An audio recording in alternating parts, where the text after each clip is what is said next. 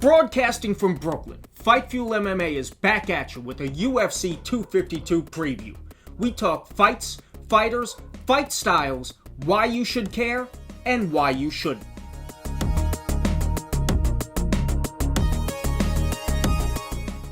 Let's get at it.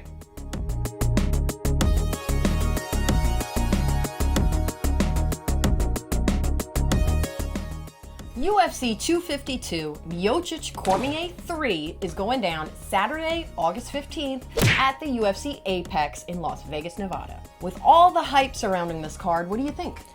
I think the headliner is going to be a good fight, but I think it's one that it's tough to get invested in if you are thinking in terms of divisional implications. Look, we have a trilogy between Cormier and Miocic. They're 1-1.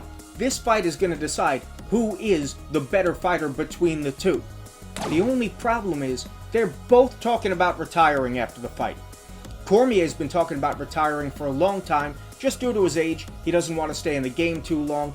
And Miocic has recently been talking about retiring just because he feels he doesn't get enough respect from the UFC. He feels like they don't promote him, they don't work with him, and he kind of wants out. Yeah, I completely understand where Stipe is coming from. I'm Team Stipe. I think he is one of the greatest heavyweights of all time. There is no argument there. Look, in terms of the fight, I want to know who's going to win this fight. I want to know who takes the trilogy. Yeah. But it does leave you with this question of what does this fight do for the heavyweight division? As far as the future of the heavyweight division is concerned, this fight really doesn't do much for it. It does nothing for it, and it actually leaves the UFC with a problem. Now, you're devaluing your heavyweight belt, and you're going to make a matchup between Francis Ngannou and who? And they're going to be fighting for a vacant title. It doesn't carry the same prestige as a belt that's been defended and taken. Absolutely. And one thing that Stipe did was he cemented his legacy in the heavyweight division by defending the belt, 3 times? 3 times. More than anyone has ever done. So I don't know why the UFC is kind of hesitant on pushing him. I see it. It's not like Stipe is making this up. I completely agree. But I don't know. Is it enough for him to retire over it? I really hope not. I love watching him fight. I see what you're saying. I think part of the reason is just the UFC not respecting and pushing their talent, but another large part is Stipe just doesn't want to play the game. He's not one of those fighters that's going to go out there chomping at the bit to do media interviews, doing crazy shit, dyeing his hair. He's a blue-collar, business-first fighter. And especially in today's day and age of MMA, if a fighter is not doing something outrageous to promote themselves, the UFC doesn't get behind them either. What if Stipe just rolled up with rainbow-colored hair? That would probably work to his advantage, but he's not going to do that. Couple face tattoos? He's going to keep his job, working as a fireman, train with Bob from Kinko's in Ohio, and show up and murk motherfuckers to win heavyweight championships. Thank you, Brendan Schaub, for that one. That was a really good job. Bottom line is this fight will be exciting. This fight will determine something for sure, who is the better heavyweight. But as far as greatest heavyweight of all time, for Stipe, yes. For DC, I'm not really sold on it. No knock on DC. He's an amazing fighter. His wrestling is outstanding. It's the best in the heavyweight division. Yep. For sure. No argument there. But I don't know. I'm really excited for this fight, but the way the UFC is promoting it, I'm not really on board with. But we'll see what happens. Now, in terms of fighting styles, you've got DC, Olympic wrestler. He can take you down, he can control you, and he subs people too. Stipe Miocic, more of a boxer with good wrestling. I would see this fight going similar to the second fight between the two. I don't think DC's gas tank is where it was earlier in his career. In their rematch, DC got tired and Stipe brutalized him to the body. That TKO was due to those body shots more than anything else. I think Stipe is going to come in better shape. I think he can withstand DC's wrestling assault for 2 rounds, and then he's going to take the fight on the feet. Stipe, if he goes back to that game plan that he had in the 4th round of his last fight with DC, I think that would be a good game plan, but who knows? DC knows that the body shots really hurt him. So right now, I'm going to give it to Stipe. All right, we're both pulling for Stipe on this one. All right, we got the co-main event. This one's super hot. We got Sugar Sean O'Malley against Marlon Chito Vera. What do you think about this fight? Now, for a fight that has divisional ramifications, this fight has got what you want. Oh, yeah. Sugar Sean O'Malley is coming in hot. He's riding a hype train of his own making. He is doing stuff like dyeing his hair crazy. Great on the mic. He's got a catchphrase, welcome to the Sugar Show. And he backs it up. He knocks motherfuckers out. His last fight, he starched Eddie Wineland with a straight that just finished it. Walk-off KO. O'Malley looks great. Yes. Across from him, in the octagon, we've got Marlon Chito Vera. Vera is coming off what I think should be a 6-fight win streak. He lost his last fight to Song Yadong, but I believe the officiating was bad. Vera is more of a grinder. He will sub you, he will outwork you, he will wear you down. And he will knock you out too, so he's dangerous from every angle. And Sean O'Malley is a highlight reel, but so is Chito Vera. Holy crap, have you seen his knockouts, his subs? He mixes it up and he gives you all different looks. So this is going to be a very exciting fight. Potential to be fight of the night. Goes without saying. I'd like to see Sean get through round 1. I kind of want to see a little more out of him. I want to see this kind of go into the second round. Maybe go into the third. Yeah, I would like to see Vera put O'Malley on the ground and see what O'Malley's jiu-jitsu looks like, because we know he could knock you out, but we haven't seen too many people make him grapple. If O'Malley can get a win over a tough, high-level fighter like Vera, he's going to move up in the rankings. He will get closer to that title shot that they want to give him, because he's making them want to give it to him. If Vera wins, he gets the rub off O'Malley's name. I hope so. This is a win-win matchup for both fighters. Yeah, I really hope Vera wins, because I'm really just rooting for him. I've watched him fight throughout the years. I think he has a lot of talent. As much as I am on the hype train for Sean O'Malley, I really want Vera to win. So I really hope Vera gets some spectacular sub. I want to see O'Malley win. I want to see the train keep rolling. I want to see him matched up against guys in the top 5. So I like Vera a lot. Just for the divisional ramifications, I want to see O'Malley win. Yeah. Now, we're moving on to a heavyweight matchup between Junior Dos Santos and Jairzinho Rozenstruik. 2 of the scariest heavyweights in the division. I remember watching Dos Santos in his prime, when he was knocking people out with uppercuts, throwing hooks, dropping people, and he was terrifying. Terrifying, intimidating. I'm still terrified of him. Recently, his past 2 fights, 2 losses, but Rozenstruik is coming off a loss too. A devastating KO at the hands of the heavyweight division's premier power puncher, Francis Ngannou. Yeah. Rozenstruik, though, he has a lot of raw talent.